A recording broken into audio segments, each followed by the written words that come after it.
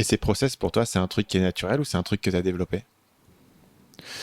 Tu vois, je reviens sur qu'est-ce qui fait les valeurs et qu'est-ce qui fait que cette boîte aujourd'hui prend de la valeur sans moi, c'est que c'est pas moi qui les développe. C'est que c'est principalement mon associé Laurent, une sorte de rôle de COO, tu vois. Et moi, je suis pas hyper fort en process. Je te le disais tout à l'heure, sur mes emails à moi, mes réponses sur LinkedIn, etc., c'est un cauchemar. Et donc, il faut que je progresse, mais tu peux pas progresser partout. J'ai pas mes impacts. Enfin, si, oui, non, tu peux pas. Faut choisir aussi là où tu veux être bon. Et donc, c'est un focus que moi je pousse très fort, mais aujourd'hui c'est pas moi qui le porte. Et je suis curieux de savoir, ces process-là, ils vivent où? C'est quoi le support technologique que vous utilisez pour les codifier? Alors là, c'est une très bonne question. Il y a plusieurs choses. Il y a pas mal de... dans cet onboarding très tôt, par exemple, de collaborateurs, tu commences par un fichier très simple qu'on donne, tu vois, un Google Doc avec pas mal de liens vers pas mal de choses. Donc, qui va dire, OK, tu te crées ton adresse email là-dessus, tu demandes une validation à machin pour ton compte Slack sur ce truc-là, tu as un compte Trello à faire, etc. Alors, il y a des choses qu'on peut commencer à faire assez automatiquement où ils ont déjà leur truc, mais il faut quand même qu'ils se loguent une première fois, qu'ils fassent un certain nombre de choses. Donc, tout ça... ça va, mais jusqu'à, tu vois, ici on a une machine à café de barista. Bon, ben, ton café, tu le fais comme ça. On a une femme de ménage, mais idéalement, on aime bien qu'elle n'ait pas, tu vois, une montagne de conneries à faire. Donc, facilitez-lui la tâche pour machin. Enfin, voilà, c'est toutes ces choses-là. Donc, ça, c'est un document. Et après, on les fait... et là, c'est des outils que j'utilise moi un peu moins, mais des Trello, des Asana et des choses comme ça qu'on va utiliser pour centraliser un peu les tâches.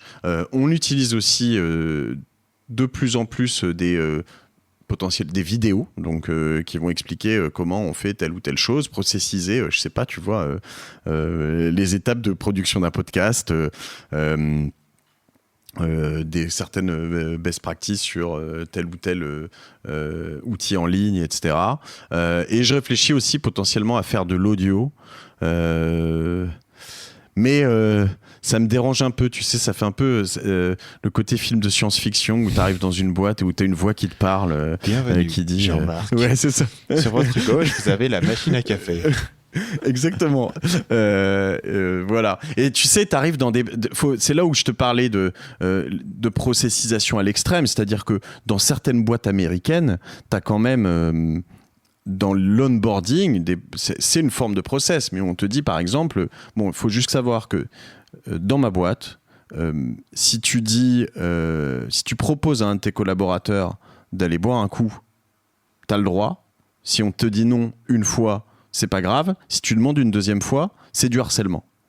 Il y a des boîtes où on te dit clairement en onboarding, si tu es un homme, alors souvent aux États-Unis, que tu rentres dans un ascenseur et qu'il y a une femme, tu regardes tes chaussures et tu ne lui adresses pas la parole.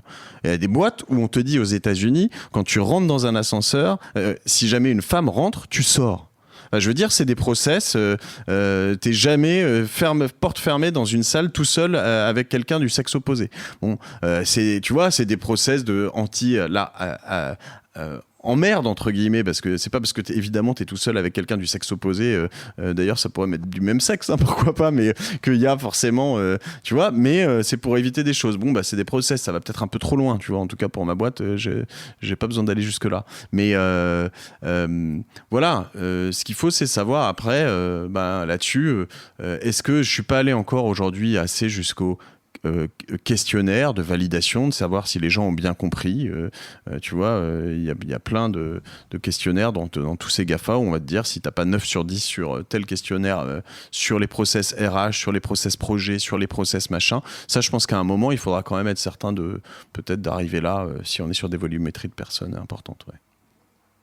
Salut, c'est Stan, j'espère que vous avez apprécié cet extrait du podcast Marketing Mania. Bien sûr, vous pouvez retrouver l'ensemble des épisodes du podcast, y compris les instructions sur comment vous abonner sur l'application Apple Podcast ou sur votre téléphone Android en vous rendant sur mon site à l'adresse marketingmania.fr/podcast. Je vous ai mis le lien dans la description de cette vidéo.